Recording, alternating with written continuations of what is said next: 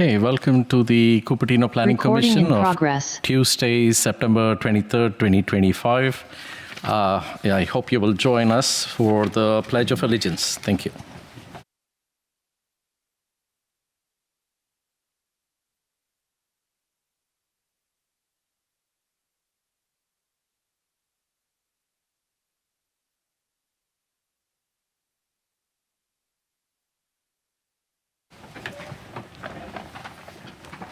Thank you. Hopefully I'm still audible. All right, so the first item on the agenda will be roll call. If we may have the roll call, please, Madam City Clerk. Commissioner Fung, Present. Commissioner Linskog, Present. Commissioner Scharf, Present. Vice Chair Kasolcharan, present. Chair Rao, Here. all present. Thank you. The next item on the agenda is the approval of minutes, approval of the September 9th, 2025 minutes. If I may have a motion to approve, please. I'll motion that we approve the minutes. Second. Okay, we have a motion and second. Is this vote working? It hasn't got the names in yet.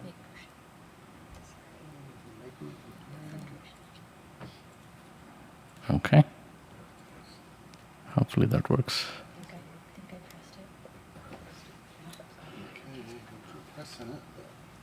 The motion carried unanimously. Okay, very good. All right, so there's no postponements. Next item on the agenda will be oral communications. This portion of the meeting is reserved for persons wishing to address the Commission on any matter within the jurisdiction of the Commission, not on the agenda. Speakers are limited to 3 minutes. In most cases, state law will prohibit the Commission from making any decisions with respect to items not on the agenda. Madam City Clerk, do we have any oral comments? We have 2 speakers in person. Our first speaker is Lutheran Williams, followed by Julius Pares. Welcome, Lutheran.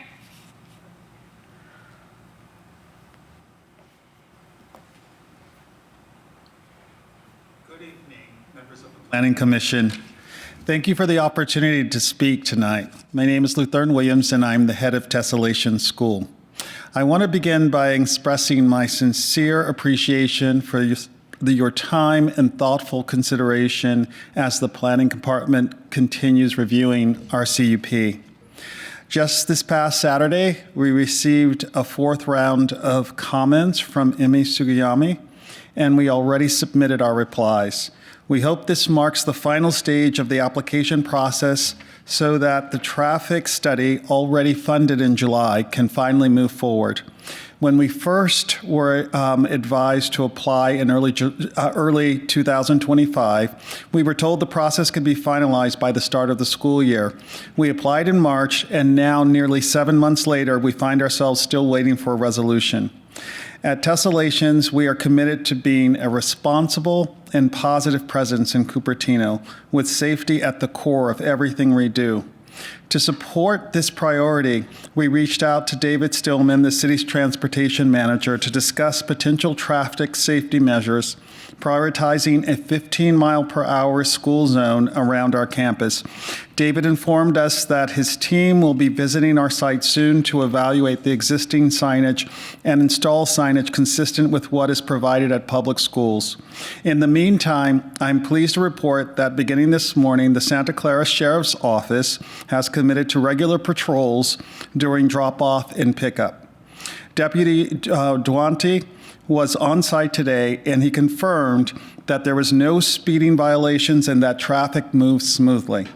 This gives us confidence that with the additional measures we have already taken, partnership and accountability, we can ensure safe conditions for everyone. We are also happy to say that after meeting with Mayor Chow and Chair of the Planning Commission, our neighbors have agreed to engage directly with us. This Thursday, we will meet with Gil Doyle and Vic Minnan to continue what we hope will be an open and productive conversation around addressing our neighbors' concerns and our own needs as a school. Our goal is to address the supposed violations, find workable solutions, and ensure that Tessellations can grow as a positive and responsible member of the Cupertino community, but also as a sustainable school. At the same time, it is important to note that Tessellations is a Cupertino school.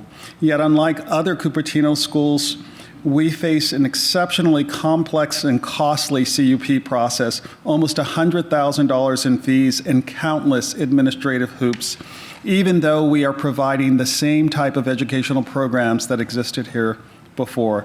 We hope these actions demonstrate. Thank you. That is your time. Thank you. Thank you. Our next speaker is Julius Paris. Welcome, Julius. Thank you. Can you hear me okay? Awesome. Well, hello, commissioners and clerk. Thank you for allowing me time to speak to you this evening. My name is Julius Paras, and I'm a parent at the Tessellations School, where our child recently began their 3rd year. Though I'm an official resident of Santa Clara, the fabric of my everyday life is very much intertwined with the city of Cupertino. My in-laws have lived in Cupertino for over 30 years, and my wife is a tenured professor at De Anza, where she has taught over 20.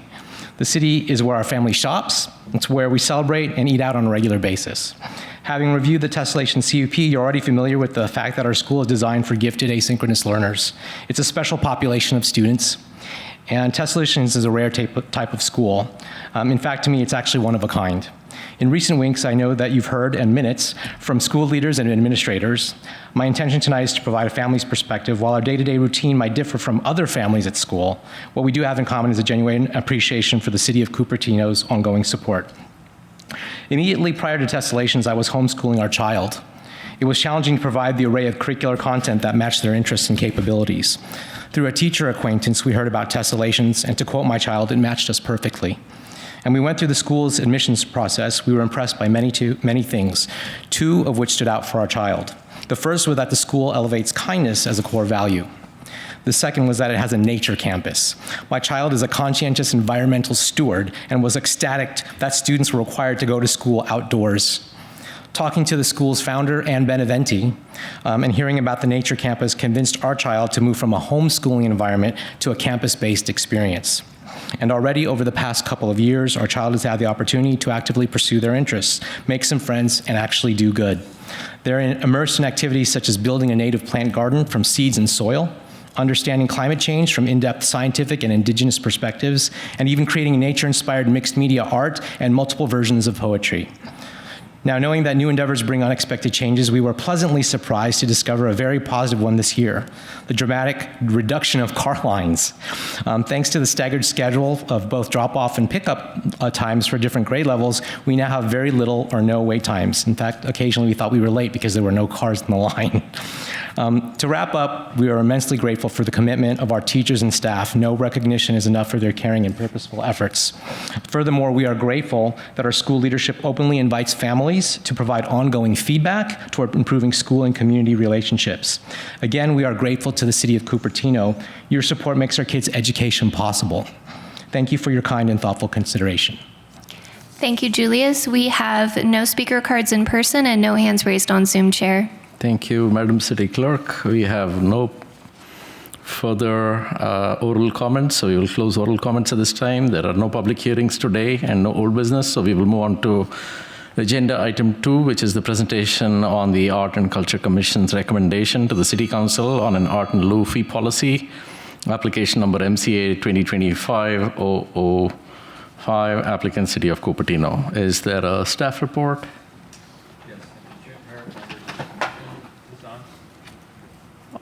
If you speak again. Okay, well, there we go. Thank you.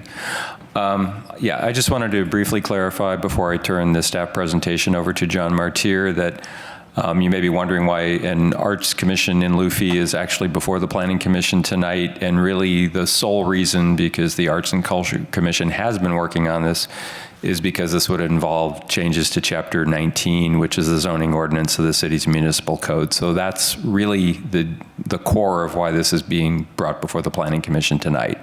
And just in case there was anybody in the public was wondering too, though I don't see too many people out there.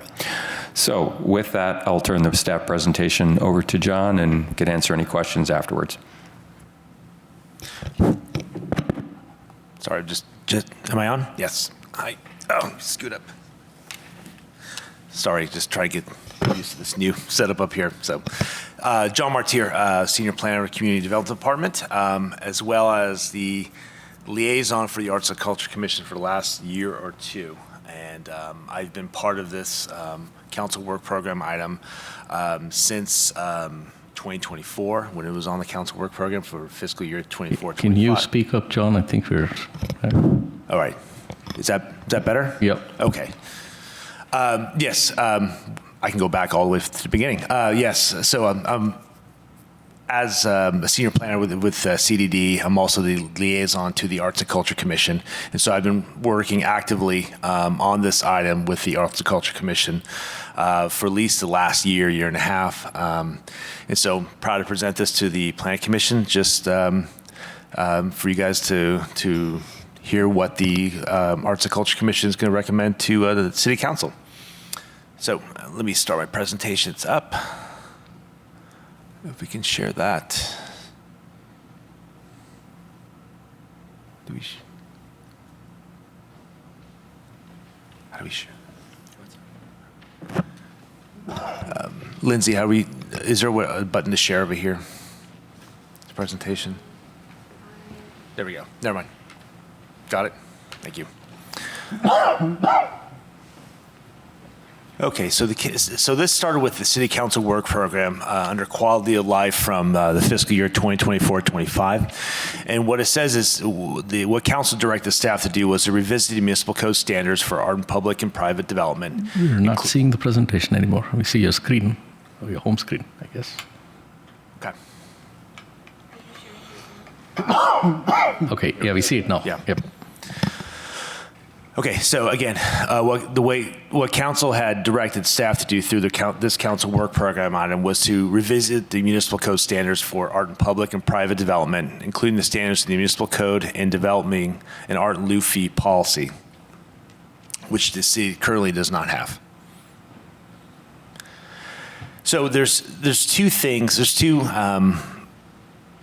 There's two sources that the city uses in evaluating art pieces, whether they're on private development or public spaces. The first is in private development is Chapter 19-148 of the Municipal Code, required artwork, bless you, in public and private developments, as well as City Council Resolution number 05040, Guidelines for Selection of Public Art, which is strictly to art in public spaces. In reviewing these two documents, and this document as well as the municipal code chapter, city staff, including myself and a member of the CIP division of Public Works, researched various jurisdictions throughout the Bay Area, which the simplified version was attached to your staff report. And we looked at four things. Particularly what we wanted to find out was, how do each of these jurisdictions treat art requirements, or what art requirements do they have for private development? Do these jurisdictions have a separate art fund? If they have a fund, how do they determine its distribution? Are there percentages for maintenance? Are there percentages for consultants and whatnot? And ultimately, who is the decision-making body when it comes to how to utilize the art in lieu fees? Who's the recommending body? Is it council? Is it their local art and culture commission or their equivalent? It was also interesting to learn which jurisdictions don't have any requirements. Like City of San Jose has no private art development requirement for larger developments. City of Santa Clara, and I think at the time we started, City of Campbell, although I think they might have one right now. Wrong one. Okay. So since at least September of last year, we've taken this item in various stages to the Arts and Culture Commission, starting off as a study session and then gradually working its way to drafts of the municipal code as well as draft policy, which both were attached to the staff report. So in total, we brought back to the Arts and Culture Commission about 4 times at a public meeting, where they gave the recommendations based upon staff's research and in their own opinion as to how they see lieu fees shall be spent and what we should take in and various expectations we have for private developments.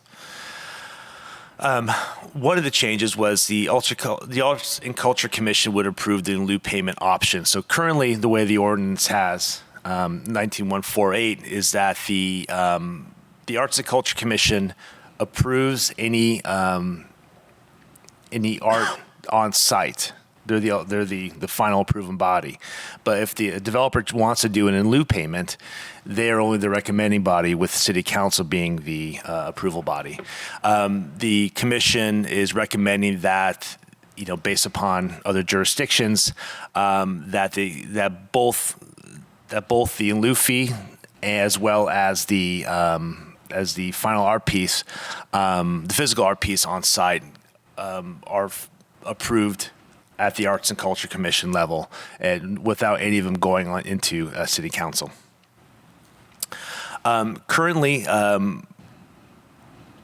what the municipal code actively discourages in lieu payments, to a point where it actually literally says discouraged. In lieu payments are discouraged, and they say that multiple times within that 19.148. In fact, where we have the valuation for art pieces on site and private developers at 1%, we say that if there's an in lieu fee, it has to be 1.25%, which of itself is an act of discouraging any type of in lieu payment. Through the research of other jurisdictions, we were probably the only jurisdiction that we studied that had a in lieu valuation higher than the valuation of a physical art piece on site. In fact, some cities like Sunnyvale and I believe Berkeley, actually, their in lieu percentage is actually lower than what the valuation for an on-site art piece would be. In our discussion, for example, with the city of Sunnyvale, they would rather have the in lieu payments, and it stems from the fact that most of their, at least at the time of their code change, most of the development was in areas above the Caltrain right away or 237, places where the public was not easily where the art pieces on site would not be easily accessible for the public. So they wanted to have the in lieu fee payments and provide art pieces on within either the public right away or public art spaces such as parks or whatnot. And so. The Arts and Culture Commission recommended that they be a static 1% for both in lieu payments as well as evaluation for art pieces on site and private developments. Create and maintain a separate art fund, which we currently do not have in the city, if and when we do take in lieu payments. And what should this funding be used for? So the Arts and Culture Commission was very adamant about having a very open way of or providing open options to what they could be spent on. So everything from an arts master plan to programming, and as well as to anything beyond physical art pieces itself. Ultimately, the Arts and Culture Commission felt comfortable that the City Council should remain as a decision-making body upon recommendation by the Arts and Culture Commission for any allocation of funds. So, which is currently how it's done right now, as we had, as was done for the Jollyman art piece, which is our last purchase for the city for a physical art piece. The council allowed the Arts Commission to make the approval of the actual art piece, but it was the City Council that allowed for that art piece to be located in Jollyman Park. And so attached to the staff report was a red line version of the two municipal code chapters, 1912, which modifies the approval authority, as well as 148, that modifies the percentage of in lieu fee payments, as well as removing language that actively discourages the in lieu fee. Currently, the City Council Resolution number 05040, which is the city's policy for public art pieces, was just amended to add many of the Arts and Culture Commission's recommendations for creating an art fund, as well as how to spend that art fund, as well as what percentage of the art fund could be used for maintenance and whatnot. The next steps is tentatively scheduled for a first reading with the City Council on October 21st. And that concludes my presentation. Thank you, John. I guess my first question is, what is the purpose of this item coming to Planning Commission, and what actions are we expecting from Planning Commission here? I think what I had said at the outset is that the purpose was because it involves changes to Chapter 19, which is the zoning ordinance and normally falls under the Planning Commission's purview. In this case, this is really, I think, strictly an Arts and Culture Commission issue. But because it involved potential code change, that's why we brought it forth to the Planning Commission. There's not an action that's expected to be taken. I believe the recommendation was to receive the presentation tonight only. Okay. Do other commissioners have any questions? Commissioner Scharf? So in your present, oh, is this not working? Oh, so, okay. So in your presentation, it seems like some of these items are already in a resolution? So the resolution approved by council in 2005 was mainly what is the criteria for selecting artwork in public spaces, but it didn't discuss how to spend art in lieu fees at all. So this amended, so I think it was attachment A. The amendment to that policy was to actively discuss an art funding, how to spend the art in lieu fees, and so forth. Okay, I thought you said it was in there was creating a separate art fund. Maybe I missed that in your presentation. Yeah, so the original policy from 2005 did not discuss creating a separate art fund. So the amendment to that policy has language and they're saying that the city shall create a separate art fund. So, okay. All right, very good. Thank you. Other commissioner questions? Yeah, I was wondering if maybe Kieran can give us her perspective on how the Arts Commission came to make this recommendation, maybe in a couple of minutes. Yeah, we will. Yeah, thank you, Commissioner Linscock. We will switch to the Arts and Culture Chair shortly, but do we have commissioner questions at this time? Vice Chair? Yes, I have two questions. So the first is around the change proposed from 1.25 to 1%. So I understand that's primarily for consistency, but were there any other reasons behind that? Were we getting asks for that? 1% seemed to be the, I guess, lack of a better term, industry standard amongst cities.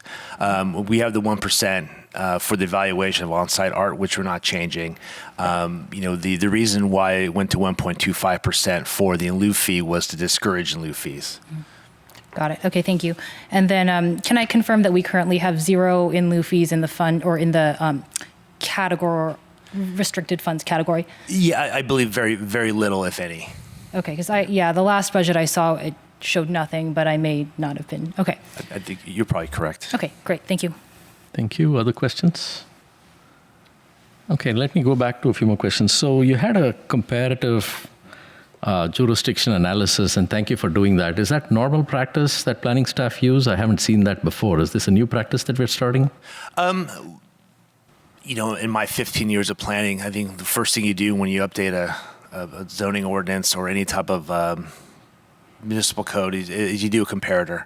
And so, whether we share it or not at a public setting is not common. I haven't done it in a while, but I think the last one, with the ADU ordinance, you just have the state law to reference from. But for something like this, it's more of a courtesy. When we brought this first to the Arts and Culture Commission, it was the standards for the council work program item was very vague. Not vague, but it was very just kind of like, visit this without clear direction. So myself and the CIP division of Public Works dug down and picked these cities either because of location or we know of that something about their art policy. So we wanted to explore more, and so we presented this table to the Arts and Culture Commissioners as a way to show, like, this is what other cities are doing. And so, just to kind of give them a comparator and have some perspective of how we are, faring with other cities.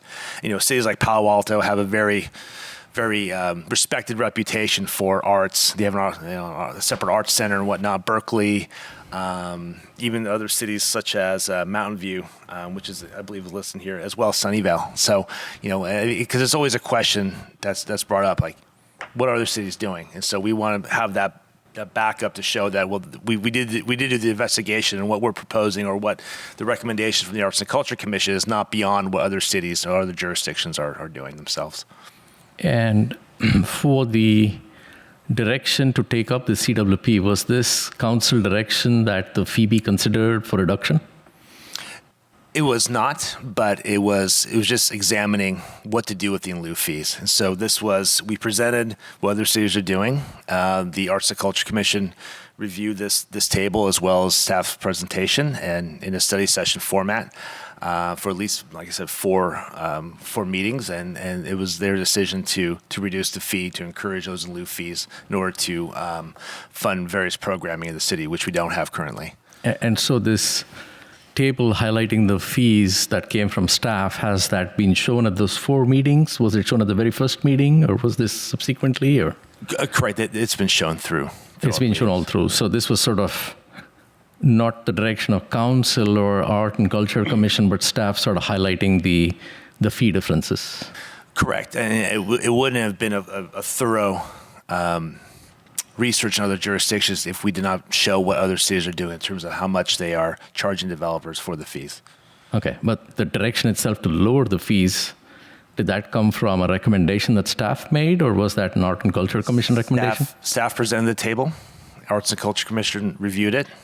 They asked staff questions. Staff did interview other jurisdictions, and one of the questions, specifically was City of Sunnyvale, because for them it was very apparent that their in lieu fee was lower than their valuation of our pieces. And our question to them was, well, why is it lower? And they gave us a rationale.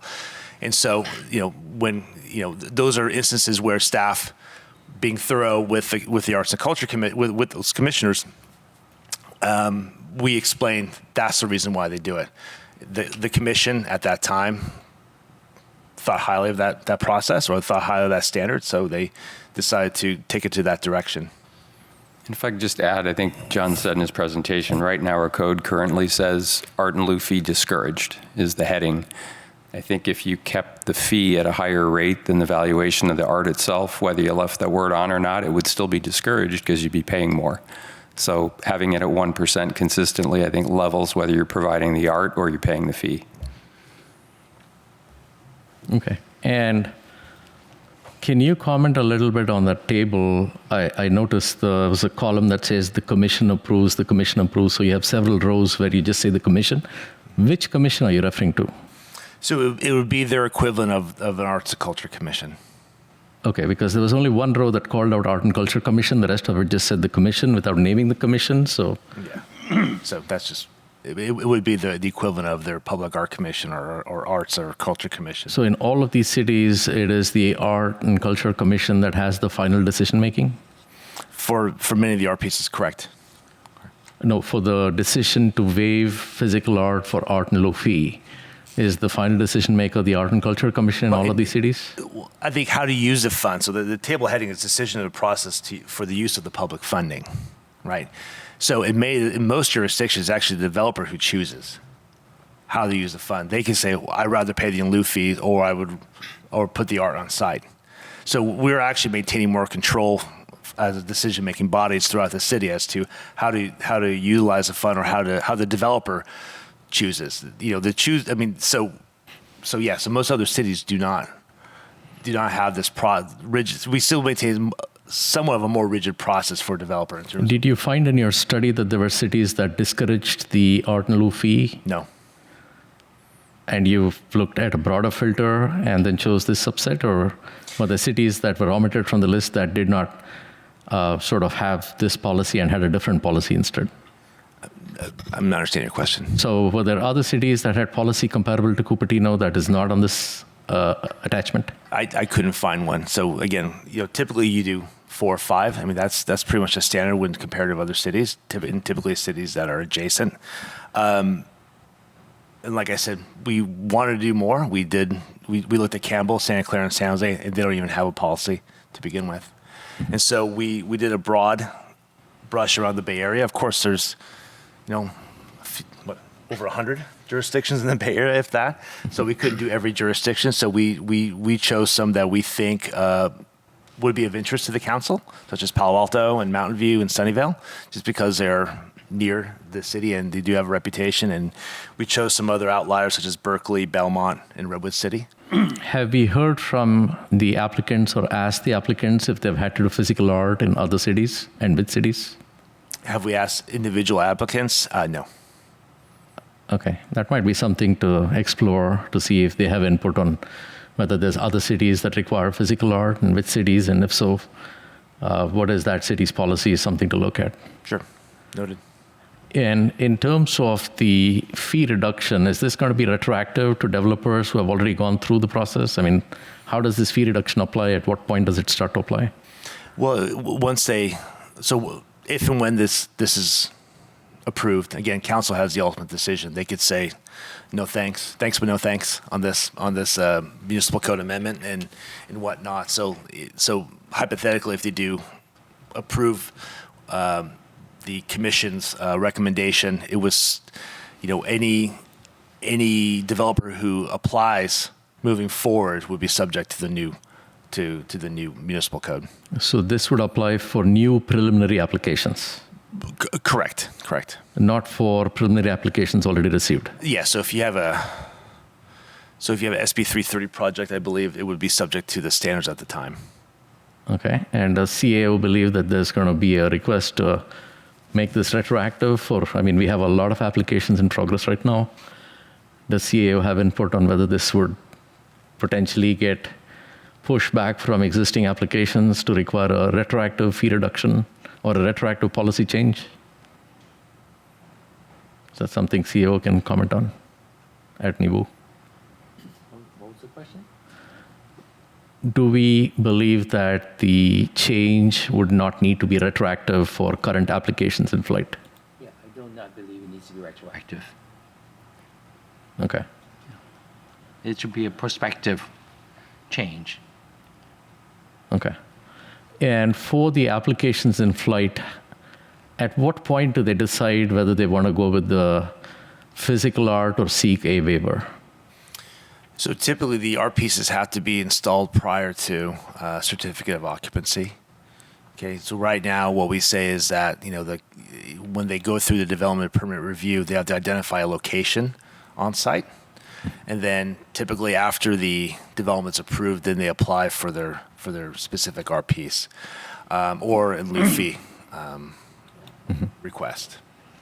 And so at this point, the applications in flight have not yet made that choice. Correct. We do have some of the more recently approved development projects have been inquiring about what to do, but many of them wait until they get their building permits first and then they apply. This is okay. Yeah. So in a sense, this would apply to any policy change if council were to adopt it and it goes into effect, may still apply to all projects in flight because they may not have made that decision yet as to whether to move forward with physical art or not. I believe so, correct. Okay. And is there an estimate you have of what this fee reduction would be for our largest project that we may have in process right now? Maybe is that Valco or? I don't recall. Again, I think Valco is, I can't answer for that. Again, evaluations are based on pro formas that are supplied by the developer themselves. So I don't know how much those developments would cost. Okay. Other questions? I was going to say, related to some of the large projects, that's often in the development agreement, right? It could be. So if a project has a development agreement, a lot of those fees will be static to the time they sign the development agreement. Other questions? I wanted to clarify. So earlier, when you were talking about the table, commission recommends use to city council, which appears on most of the cities. I was interpreting that as city council as the final decision maker. Is that correct? On the actual art piece itself. On the art piece, correct. but not on the use of public fund? I'm sorry. Yes, it's the use of public funding. Correct. Okay, correct. Yeah. Okay, great. And then I had one other question. So thank you for the table. I thought it was really helpful. And I cannot remember which city I saw. And the links are live, by the way. Yes, it was helpful. One of the cities I saw had an interesting policy, which I wondered if we would consider, where if a developer did not use the full 1%, then the balance gets refunded back to the city.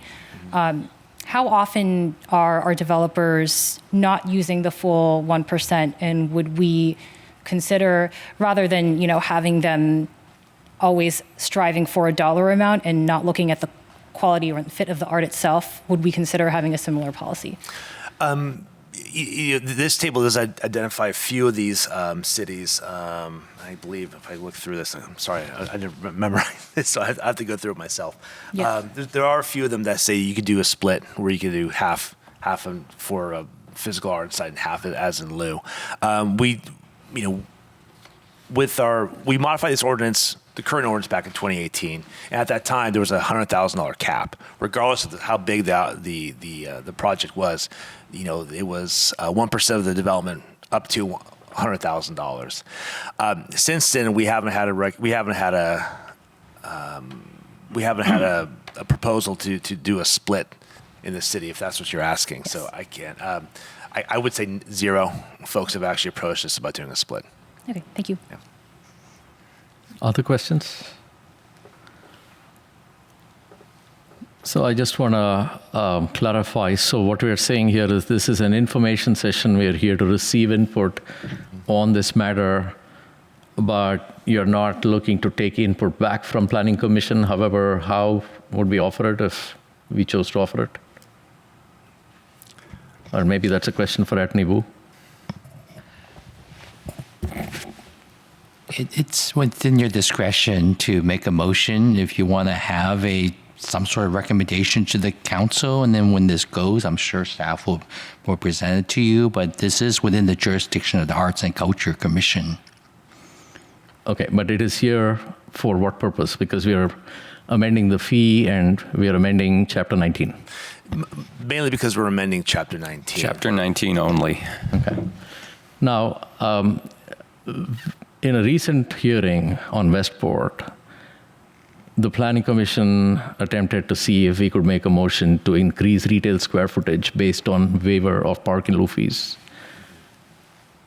Were we able to offer that as an option, given the park in lieu fees may be something that Park and Rec Commission covers? In other words, does Planning Commission have the ability to waive art in lieu fees in order for some change in feature set by an applicant? Can the Planning Commission waive art in lieu fees? No. Can we ask if that would be an option the applicant would consider as a part of the hearing process? I suppose you could ask. Would that be within the jurisdiction of the Planning Commission to make decisions on how the art in lieu fee is going to be treated? I would say no. Okay. But we did that in a previous hearing on the park in lieu fee. But Yeah. that was a recommendation. I'm sorry. If I can comment on that. That was a recommendation to council. Council, I believe, is the only body that can waive a fee. Okay. I will yield to Commissioner Linscott.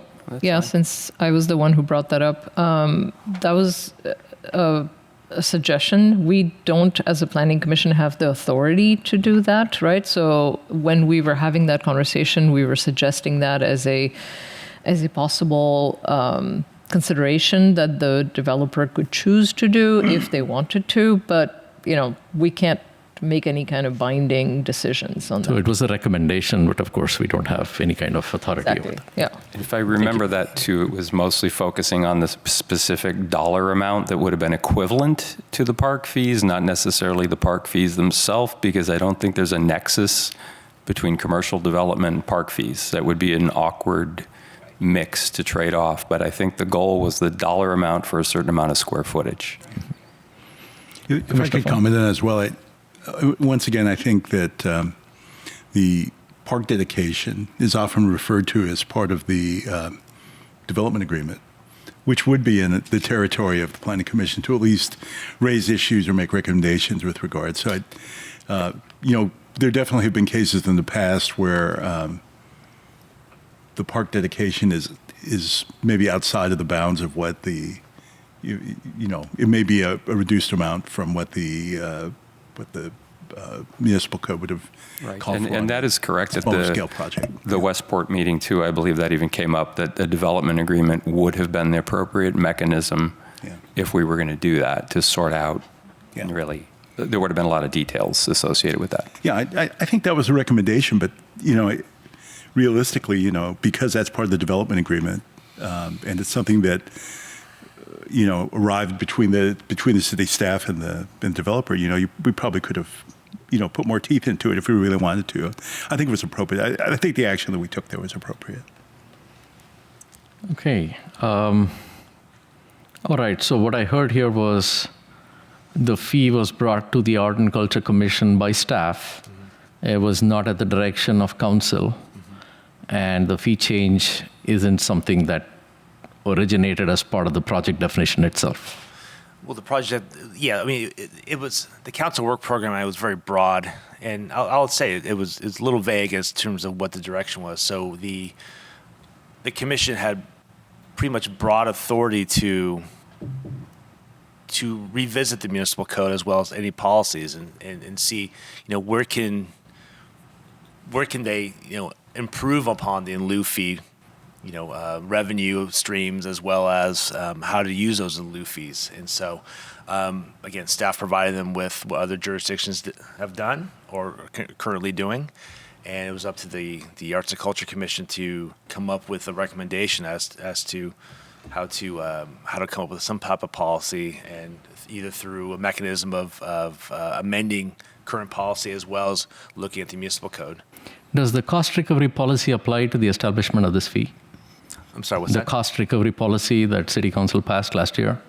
I'm not aware of the connection between the two.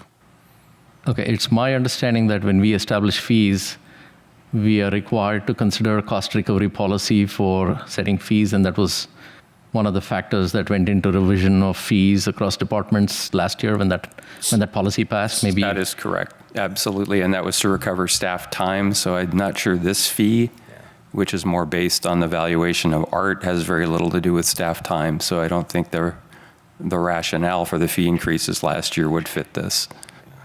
But is there staff time involved in the maintenance of the fund and the decisions around the usage of the fund? So the application is considered an architectural site approval. So once they come in for an art piece, they apply for an ASA, in which there is a fee, which is based upon staff recovery. Okay, but that's separate than this in lieu fee, which is more of an impact fee. Would you say not an impact fee, but like a nexus? Yeah, it's not an impact fee, but you're essentially, I think the fee is freeing you up to, have the ability to, rather than have art on every site that qualifies, which nearly all of them do. Take the Bianchi project, for instance, came before the commission in the last year. It's a fairly out-of-the-way site, small site, has to provide art on site, which probably few people, unless you live there, will ever see. With an art in lieu fund, you could then pool that money to get a bigger amount of funds to have art at a more prominent location. So I think that's the flexibility you get with a fund like this, which is what most cities do have, rather than having small art on small locations in some cases you'll never see. So I think that's really the rationale, that you have more flexibility with doing things. But would you say for the physical art that we have seen across the city and the projects that did choose to go with physical art, how many instances do you think we have where this is not visible today? There's one example that I can think of, and that's not the Forum development. So if you're not familiar with the Forum development, the Forum is right by San Antonio Park. It's pretty restrictive to get up there. One of the conditions when it came in front of the Arts and Culture Commission was to provide, or look to provide off-site signage to direct the public who are either visiting the park or in the area to this art piece. It's a beautiful art piece. If you ever go out there, if you're ever by San Antonio Park, take a drive up to the Forum development. It's a great art piece, and I'd be more than happy to offline send you photos of it. They explored doing off-site signage. The county park as well as Mary Knoll will not permit them to do off-site signage. They explored to do more parking around the area, which was a recommendation of the Arts and Culture Commission. Fire department wouldn't allow it, okay, because of limitations for road width and whatnot. So you really have a prime example of when an art in lieu fee could have been taken in, because you have an art piece on a site that's not really accessible to the public.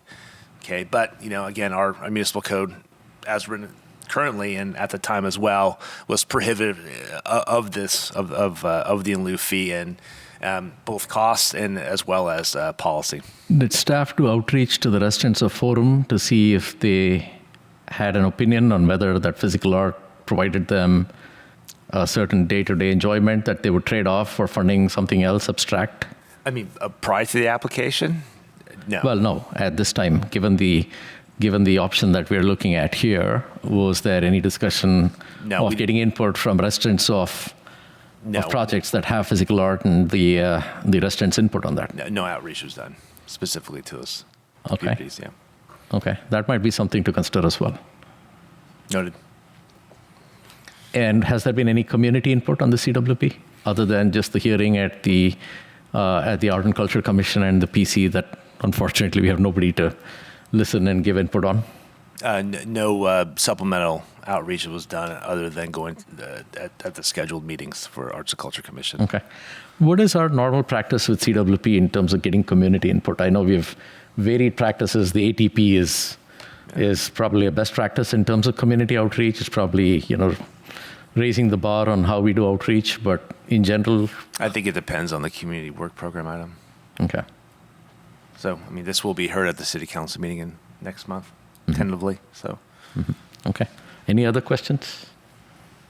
Okay, at this time we will go to public comment, and if the chair of the Art and Culture Commission would like to probably speak first. I don't know if you had to fill a comment card, but hopefully you can. Oh, you have. Okay, wonderful. Thank you. Welcome.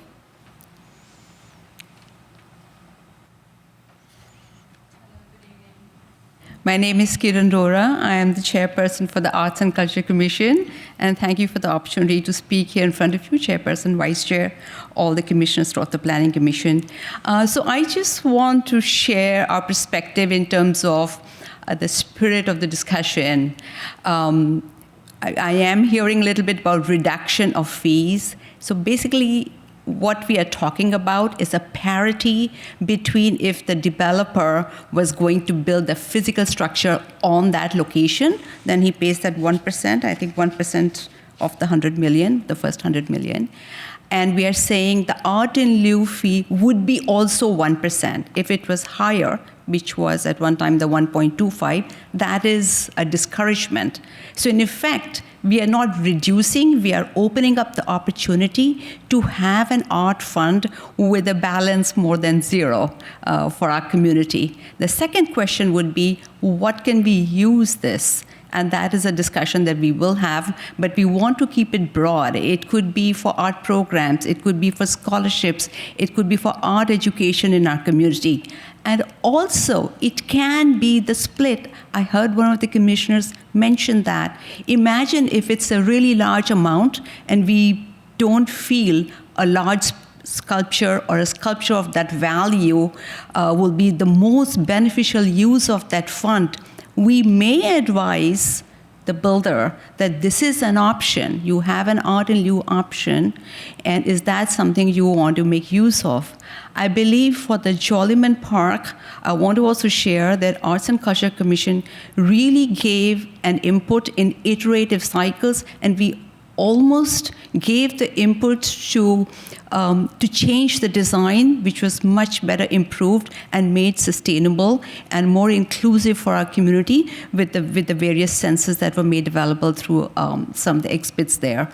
So we have seen Art and Culture Commission giving input on the actual physical piece of art that would be on that location, but also on the budget. There was an option to do use all the funds and have maybe one sculpture. We said, can we try to have it more cost effective, but more sustainable? Can we have multiple pieces? So giving input to have the most effective use of funds on a broad scale for our community. That is really the spirit. Now, what it involves in terms of changing the municipal code is we obviously have a public art policy. This would be that, yes, the builder can have an art in lieu, can make the art in lieu fund available at the same cost to him or to them as they would to Thank you. That is your to time. have the sculpture or a physical art piece there. So thank you for the opportunity. As a member of the public, the chair can actually offer comments as a part of the staff report. I think is that true? Thank you. And so if the chair of the Chair Rhoda would like to use a little extra time, feel free to finish your thoughts. Okay, yes, thank you very much. Thank you for the opportunity. Yeah. The other, we really definitely wanted to have the approval of the funds come back for discussion at the city council. So we specifically had that discussion. We also looked at some of the other jurisdiction within the other cities close by. Some of them actually kept the control at the Arts and Culture Commission of use of the art and lieu funds, but we felt we want to bring it back to the city council and to have the involvement of the community and public at that time for the use of the art and lieu funds. So that's one change we wanted to bring for our code, that we want to bring the control or the decision back to the city council. So thank you. But I'm here if you have any questions, I can try to clarify. Yeah, I did have a question for you. Thank you, Chair Ora. Your input is appreciated and much valued. Okay. Was there any thought given to how you would like to do public outreach on this policy and doing further public outreach beyond just the commission hearings that have occurred? And did you have any public input from the commission hearings that you did have? Yeah, so thank you for the question. So we've had multiple sessions on this topic with public present. I can't recall exactly every comment, but there has been quite some discussion involving in our meetings through the commissioners and with the input of the public. We did not think of doing a specific outreach on this particular topic. We in fact felt that we were broadening the access and use of funds for our community rather than restricting it. So we felt this is really a good thing for our community. As it is, we really have not made a decision for any of the development yet in one or the other direction. That will have to be done with a thorough process through the commission and the city council and of course public involvement. And so thank you for that. And so maybe that leads to a question for either of you, either staff or Chair Ora. If this policy were adopted, then the developer has discretion on what they do, or is it the Art and Culture Commission that decides? It's the Arts and Culture Commission. So, unlike a lot of cities that just leave the decision to the developer, which avenue they want to choose, this still goes back to the Arts and Culture Commission, whether they, does the ACC, which I'll call them for brevity, do they see the need for an in lieu fee? Do they see the reasons why the developer wants to pay an in lieu fee? So, for example, if a development that's right along Stevens Creek Boulevard that's has a lot of public opportunities for public access, they just want to pay the in lieu fee. The Arts and Culture Commission might say, no, that's a prime location for an art piece. That'll benefit the public, and they'll disagree with the developer, and then they'll have to come back with an art piece. So that discretion's still there for them. Okay, very good. May I just add to please. that? Thank you very much. Yeah, and I agree with that. I think the way we were looking at it as the Arts and Culture Commission is we were successively bringing access and control back towards ourselves rather than the builders. I think that was our thought process. So as the staff liaison just pointed out, also the decision whether it's going to be a physical art piece on that location or the art and lieu funds. In the second step, how would this art and lieu funds be used for our community comes totally back to the city council. So we felt we were in fact getting more control, more access to what's going to be happening within our city in terms of public art. Thank you. Yeah.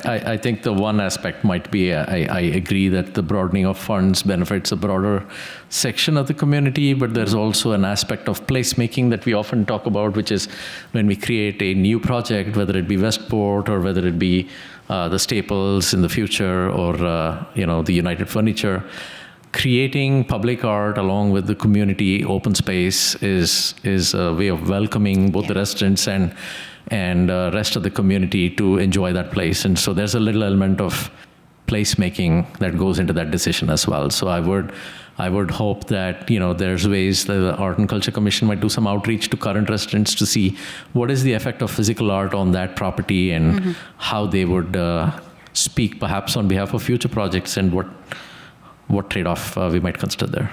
Okay, yeah.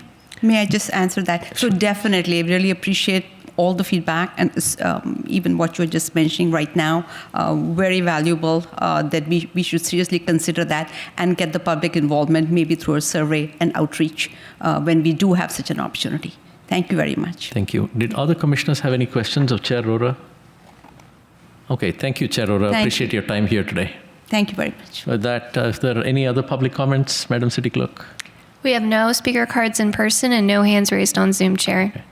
Thank you. With that, we will close public comment, bring it back to the commission. Are there any other questions from commissioners? Okay, if I may ask for any discussion items, if anybody has any discussion items. We do not have a motion at this time, but I do want to open it up for discussion if anyone has any discussion. I have comments. Sure. Okay, so I have a couple comments. First of all, thanks, John. Great report. In particular, we have had a couple things come up here where we felt there would have been value in having done a survey of surrounding communities of our peer communities. I think this one was actually very effective in identifying, the kind of standard practice, and greatly appreciate. Of course, you've got a lot of experience doing this. You heard it from us, yeah. You've heard it from all of us before. That said, I think that the only question I had reviewing the staff report was around the reduction in the in lieu fee. I actually think that the creating an incentive to, a disincentive to go with the in lieu fee, I think that actually has some value. Doing it at 1.25% is a 25% premium, which actually seems pretty high to me. But I would actually say, just as something to observe after this is enacted, assuming that this is enacted in the form that it's in, if you start to see more projects coming and saying, well, the price is the same, I think I'll just go the in lieu path.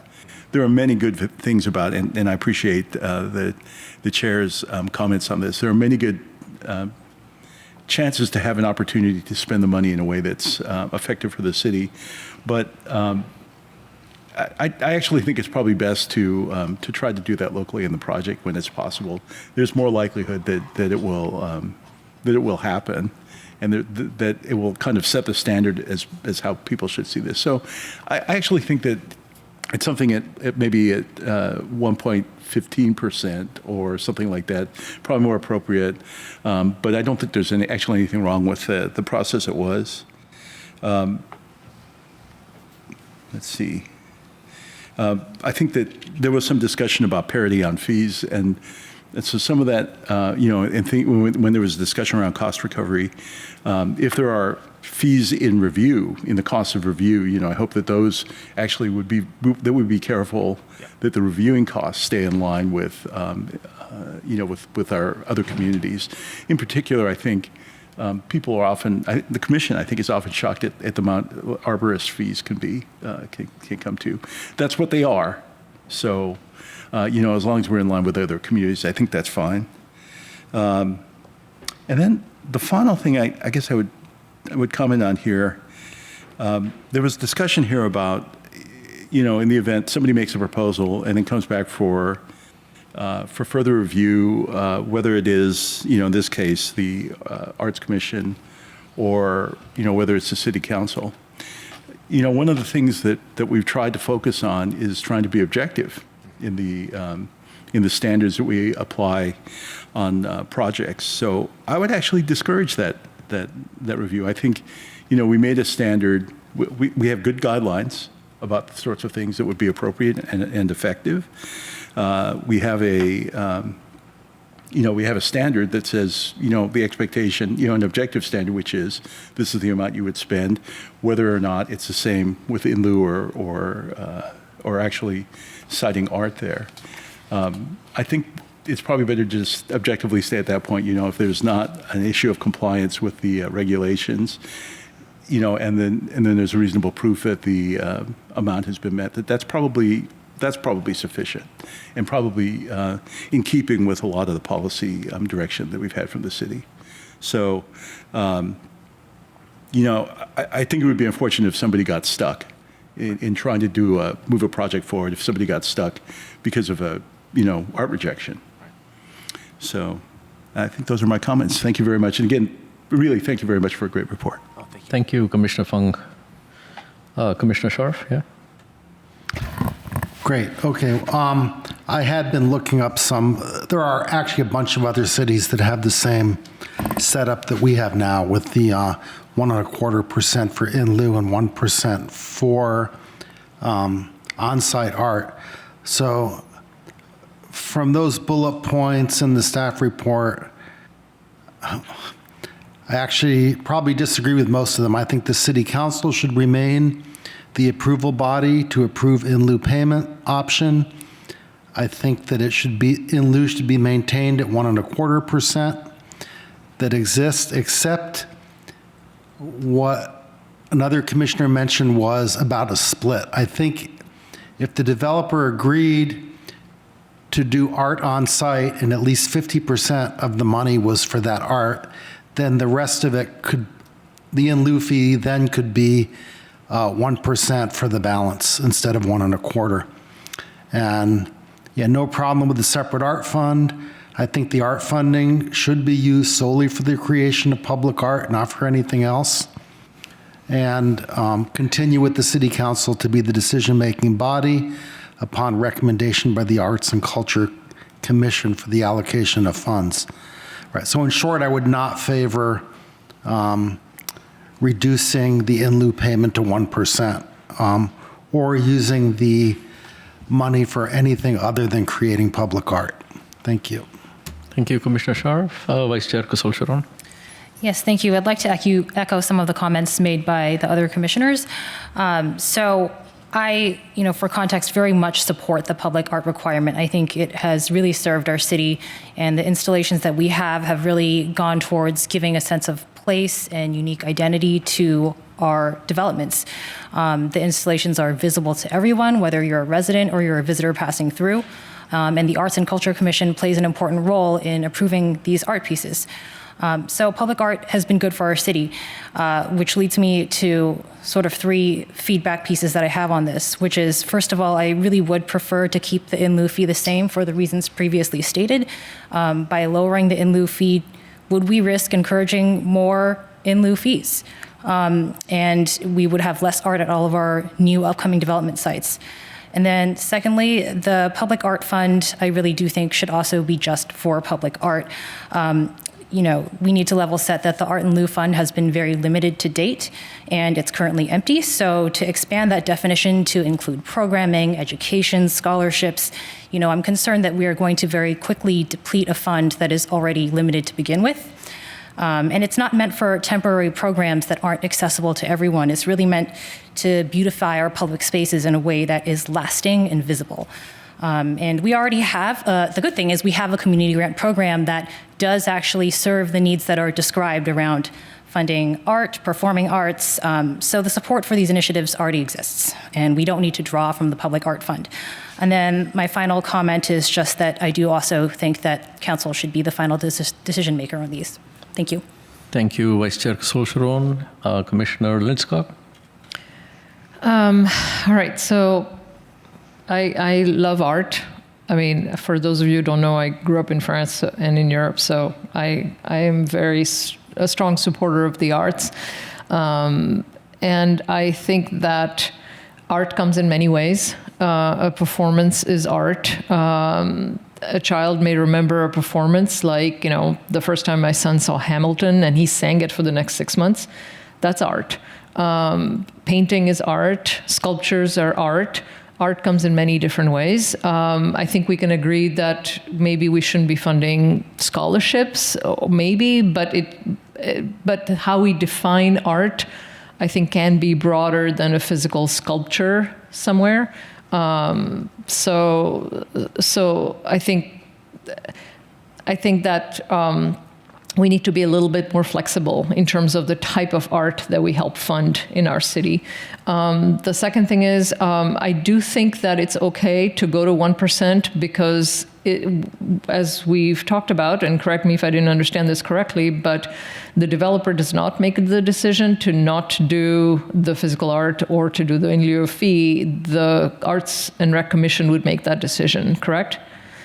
Right. So I don't know that we're going to run into a lot of situations where there would be a clear public benefit to there being art and the Arts Commission saying, no, we don't think so because we'd rather take the cash.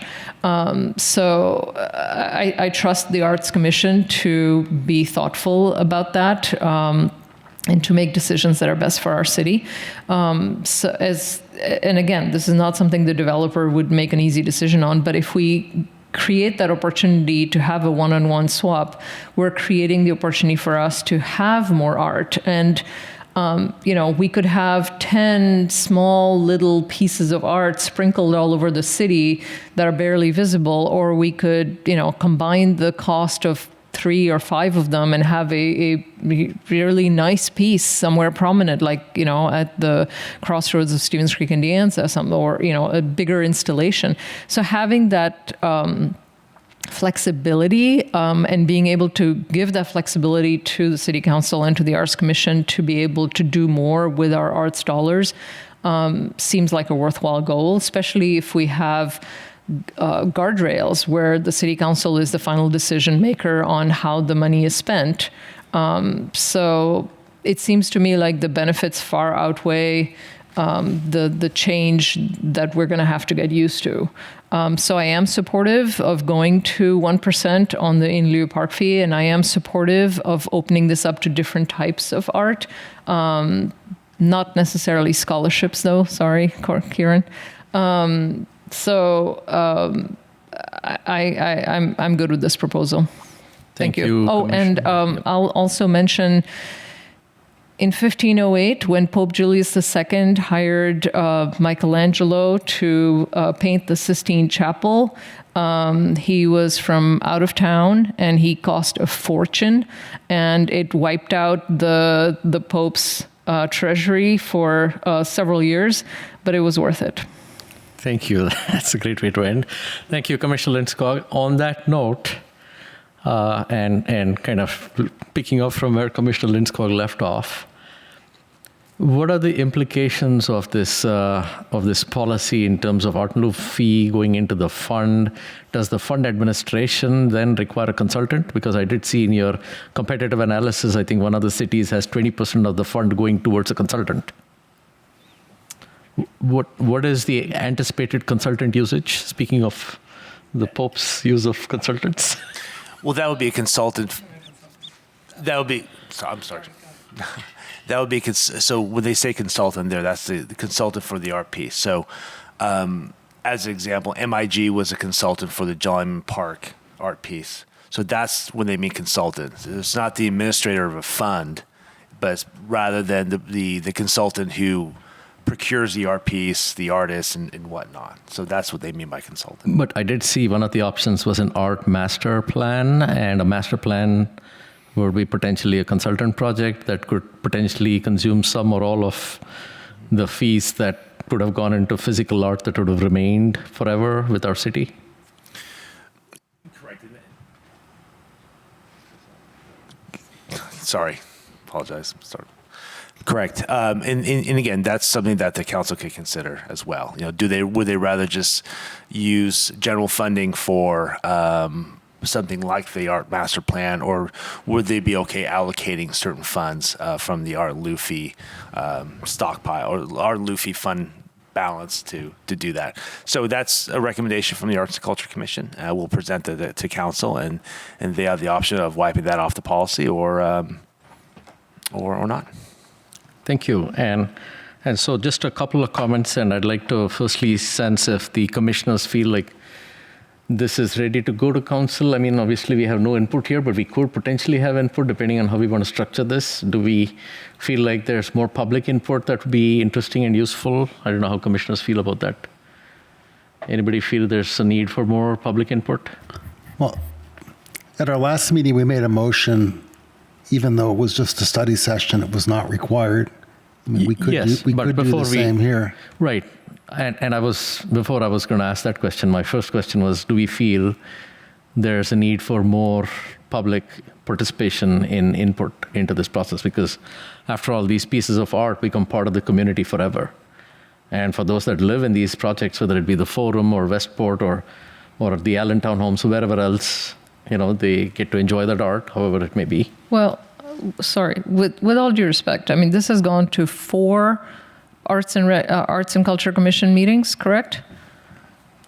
So, I mean, there's been a lot of opportunity for community input if anyone is interested in art. Assuming they're paying attention to commission hearings. I mean, that's that's the structure of our governance. Well, so. all I'm asking is, on the one hand, we have, unparalleled outreach with ATP and, really appreciate what staff have done there. How should we think about outreach on other things that leave a permanent landmark on the city, right? These art pieces are here forever.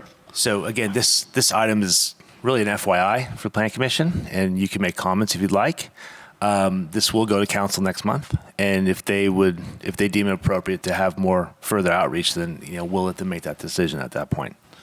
Okay, so sounds like it is going to council on its own timeline. So thank you for that clarification, staff. So then my next question is going to be, I believe I saw reasonable support from commissioners for encouraging physical art and maintaining a price delta for the decision to waive for in lieu. I also believe the current policy does allow for the discretion by the body, whatever that body may be, whether it's the Art and Culture Commission or the council. So what I heard earlier was not exactly that, is that the developer can do the on-site art and be done. It's only if they want to do an in lieu fee that it goes to the Art and Culture Commission and to the City Council. Right. Yep. It's not no matter what. It's not right. They can't say no. We want an in lieu fee instead of the art. Through the chair, I'll clarify. So currently, as written, the ordinance, you have to. So there's two policies here. Not two policies, but there's 2 directions. The developer can apply for either an in lieu fee or art on site. If they choose an art on site, they go to the Arts and Culture Commission for final approval for the art on site currently. If they want to do in lieu fee, they go to the Arts and Culture Commission for recommendation and then go to council. Right. So it's a process. Not only would they pay more in a lieu fee, but it's also an act of discouraging to double up the process from what they would have to do if they did art on site. Right. I mean, that's why I mentioned that maybe we should do something. Okay, the in lieu fee can be 1% if at least 50% of the money goes on site. Then the rest of the balance could only be 1 instead of 1 1/4, something like that. And I also would point out about the forum, they have about 1,000 residents. So even though a lot of people in the city would never go up and look at that art, I think the residents there's a sufficient number there that enjoy it. So I think it was appropriate to have it on site there. Thank you, Commissioner. Okay. I agree with the sentiment, especially if it is a senior living community. I think, place making for them and enjoyment of the location is great.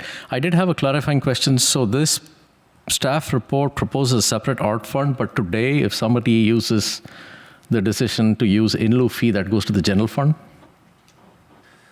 That's correct, yes. Okay. And I see. So the general fund then has, that in lieu fee then is used as the city may choose without any dedication to art. If I can clarify, I looked into it and it is in a restricted category within the general fund, so it's still separated and you can't just go spend it. Mm-hmm. Yeah. Do staff want to clarify further? If it's restricted, what purposes can it be used for and what are the restrictions on it? It's up to currently it's up to council discretion, and I think the vice chair is correct that it's although it's on a restricted line item in the general fund, it's still within a general fund, not a separate art fund. Okay. Yep. Say that again. Okay, Chair Rora, you are recognized if you'd like to add something. We'd close the public. We've closed the as part of the staff. Opportunity. I wanted to clarify because there were 2 remarks and we hadn't discussed them when I spoke the first time. So one is regarding actual public art with a new development.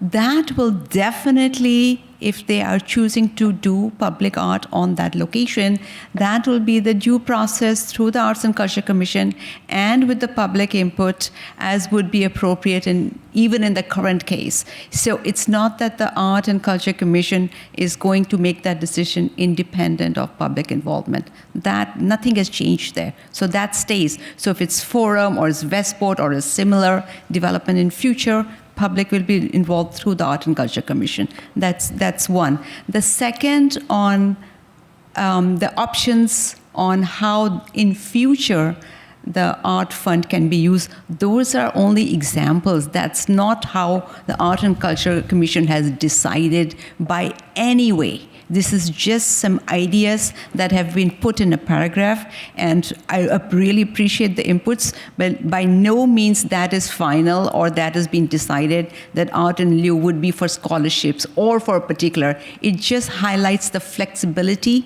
for the commission and for the city in future. Thank you, Chair Rora, and City Attorney Wu, if you might clarify, is Chair Rora attending as an extension of staff and is permitted to speak beyond the public comment period? That is correct, Chair. Okay. Yeah. Thank you for the clarification. Okay. Thank you. Thank you, Chair Rora. Yeah. Thank you. And so I wanna see if we have. I know this is an information session, and staff does not believe there's anything more needed.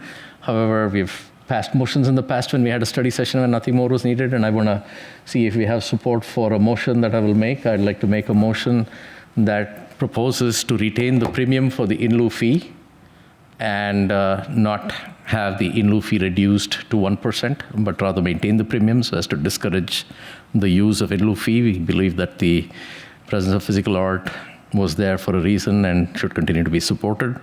I would support the creation of a separate art fund, and then I would propose that the council maintain final discretion on approvals. Do I have a second on the motion? The council remain approval of the in lieu fee? The council remain approval as it is today with no change in final approval. Okay. Sorry, go on. No, I would, Before we discuss, do I have a second? You can always make amendments. sure, I'll second it. Okay. Are there amendments to the motion? Yeah, I would make an amendment that the art funding be used solely for the creation of public art in whatever form. As Commissioner Lindskog pointed out, it doesn't have to be a painting or a sculpture. It could be other things as well. But I would not want the money used for anything other than actually creating some sort of public art.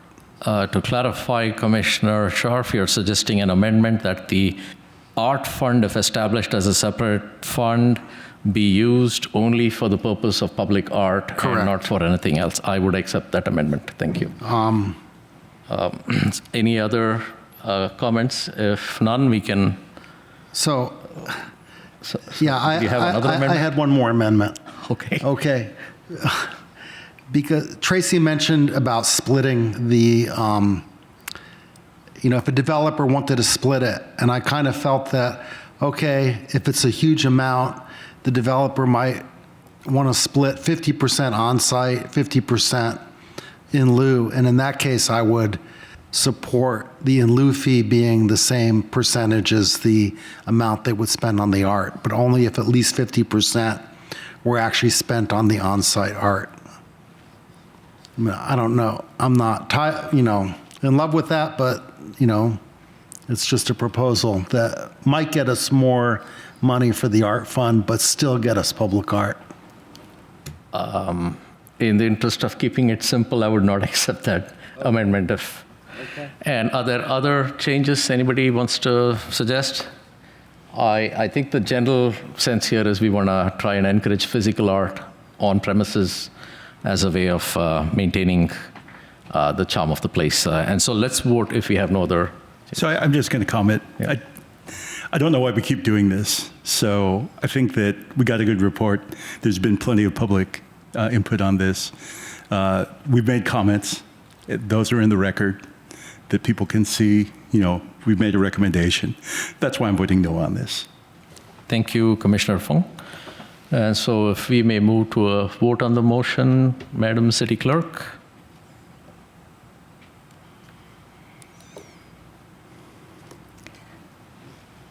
The motion carries with Fung and Linskog voting no. Thank you, Madam City Clerk. I think we have direction for staff in the form of a motion that hopefully will guide your staff report going to council. I see staff are leaving, but we still have agenda items. Okay, I wasn't sure if John was the staff liaison now or Luke was covering, but I'll stick around. okay, thank you. Wonderful. So thank you, Chair Rora, for your participation. Your input is appreciated. With that, we will close agenda item 2, moving on to the next item. The next item is staff and commission reports. Were there any staff reports for this meeting and also the previous meeting, since we lost staff at the last meeting? No, staff has no reports. No staff report. Is there any updates on the next hearings that we might be seeing at the commission? I would have to check. I'm not sure. Not at this time. Okay, very good. Are there any commission reports that commissioners would like to share?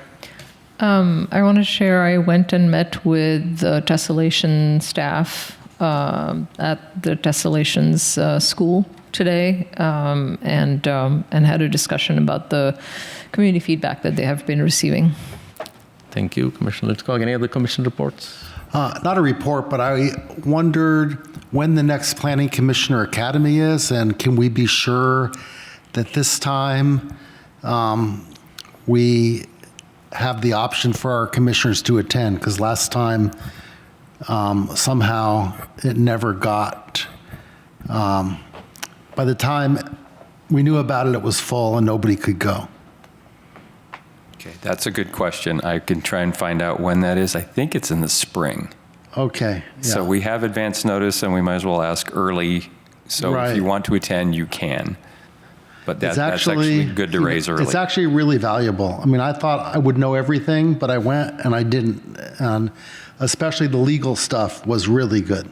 Okay, we will try to report that at the next Planning Commission meeting. Thank you, Commissioner Scharf. Any other commissioner reports? Okay, seeing none, we are going to move to future agenda setting. Any future agenda items?